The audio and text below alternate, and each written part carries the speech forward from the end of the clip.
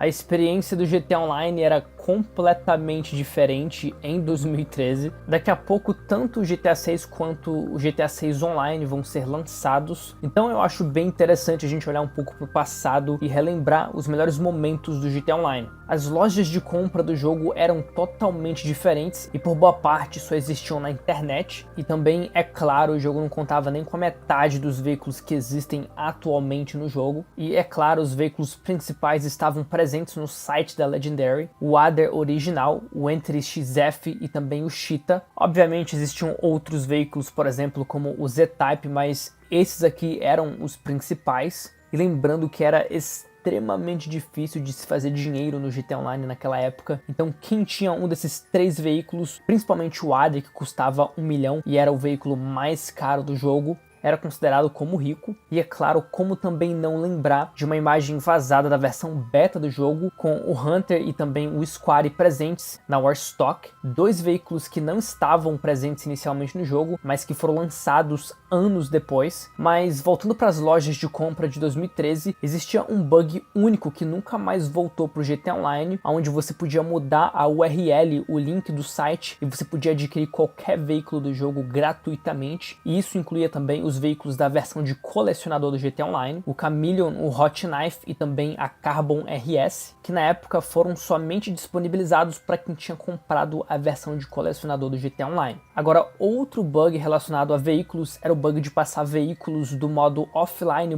para o modo online do jogo, e a utilidade principal desse bug era de passar os veículos dos protagonistas do GTA V, o Franklin, o Michael e o Trevor, para o modo online. Não existia nenhuma outra maneira de você conseguir esses veículos especiais, incluindo também o quadriciclo especial do Trevor.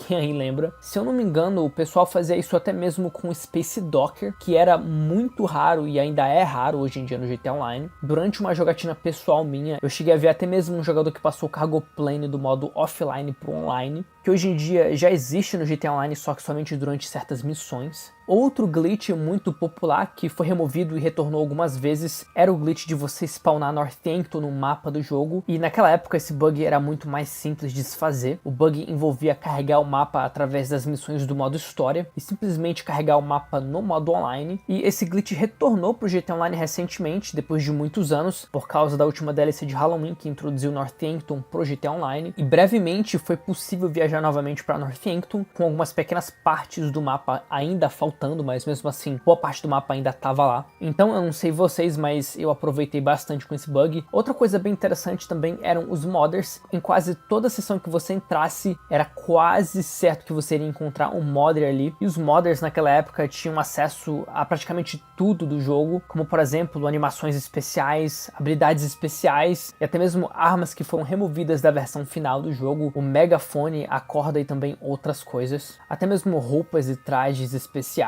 E foi através desses mods que as missões modificadas foram criadas, missões onde você, como um jogador normal, poderia ter acesso a armas bloqueadas, veículos secretos, assets secretos que nunca foram utilizados e muito mais, como por exemplo o Cargo Plane, o OVNI, o Alien Egg, veículos de neve de Northampton e até mesmo o helicóptero secreto Skylift, que foi utilizado somente uma vez no GTA V, durante a missão onde a gente precisa roubar uma parte de um trem. Outra coisa que se popularizou bastante na época devido aos modders eram as garagens modificadas, e esse tipo de garagem é composta por veículos difíceis de você conseguir dentro do jogo de forma regular, como por exemplo os veículos de neve de Northampton, veículos policiais que foram introduzidos para o GTA Online agora, veículos com partes invisíveis ou simplesmente veículos que nem cabem ali, como por exemplo o Laser, o Buzzard, o Tanque Rhino e também outros veículos da época. Agora, outra coisa é com certeza as especulações de DLCs futuras para o GTA Online. Antes do lançamento do jogo para PS4 e Xbox One, já era possível até um certo ponto acessar os arquivos do jogo e descobrir o que a Rockstar estava planejando para o futuro do GTA Online. Diversos vazamentos aconteceram sobre os iates, os golpes, tráfico de drogas, armas que nunca foram lançadas para o jogo da versão beta e até mesmo alguns arquivos sobre mansões.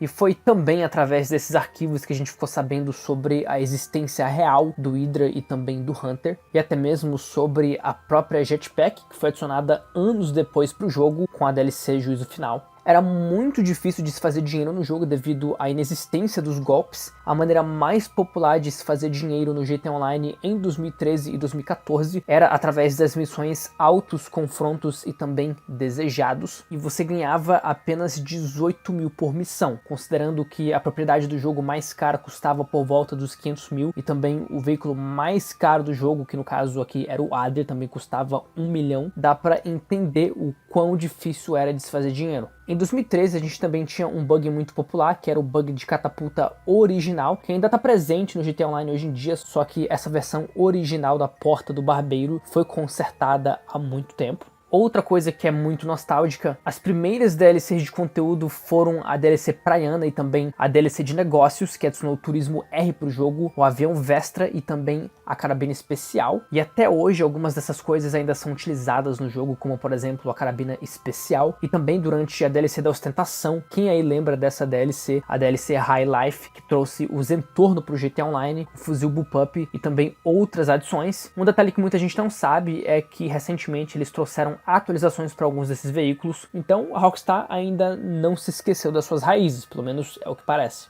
Agora, isso aqui eu tenho que confessar, eu não cheguei a fazer, mas era possível. Em 2013 era literalmente possível você parar o trem, você simplesmente podia explodir o trem com bombas adesivas e pronto, o trem iria ser parado, algo que eles consertaram em futuros patches e que hoje em dia não é mais possível de se fazer. Uma adição que não existia no jogo era a opção de você abrir as portas do veículo, mas existia um bug muito interessante de você abrir a porta traseira do Titã, simplesmente dando socos ali na traseira ou acertando aquela traseira ali com um pé de cabra ou qualquer outra coisa. E de vez em quando você encontrava uma sessão com vários jogadores reunidos enchendo a traseira do Titã de motos ou carros e simplesmente despencando do céu. Agora, isso aqui é algo que eu sinto falta pessoalmente, porque eles podiam ter melhorado isso. Airdrops existiam no GTA Online nos primeiros anos do jogo, e existiam até mesmo airdrops especiais que eram amarelos, que faziam parte de DLCs específicas que iriam te dar conteúdo exclusivo, como por exemplo os chapéus de cerveja e até mesmo o paraquedas da maconha. Além disso, você poderia ganhar também 5 mil dólares em game, a minigun, lanches, coletes e outras coisas também. Quando esse evento era acionado no mapa, era uma guerra colossal entre 16 jogadores para ver quem conseguiria as recompensas desse airdrop.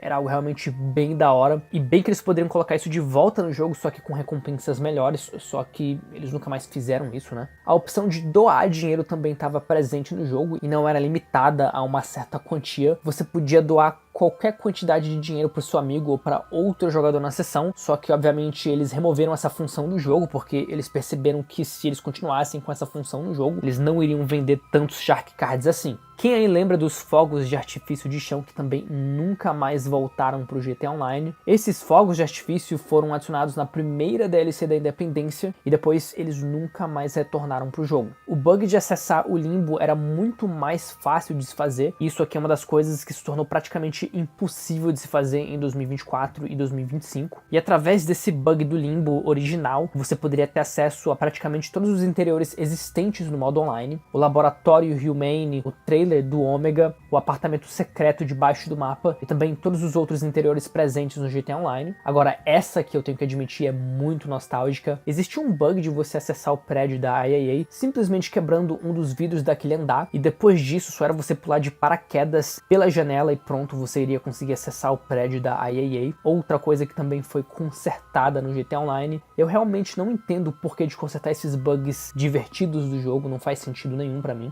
Isso são coisas que simplesmente deixam o jogo mais interessante de se jogar, mas enfim, é outra coisa que eles também removeram do GTA Online. Modders podiam colocar recompensas milionárias em outros jogadores, e se você matasse aquele jogador, você iria realmente conseguir aqueles milhares de dólares. Agora, isso aqui eu cheguei a ver em algumas sessões quando eu jogava no PS3, e geralmente quando isso acontecia, o cara corria pro seu apartamento e saía da sessão, obviamente, porque se você sobreviver à recompensa, você pode ganhar aquele dinheiro. Mas basicamente isso aqui é tudo que eu consigo lembrar das coisas nostálgicas da época do PS3 do GTA Online. E é isso, fiquem com Deus e até a próxima.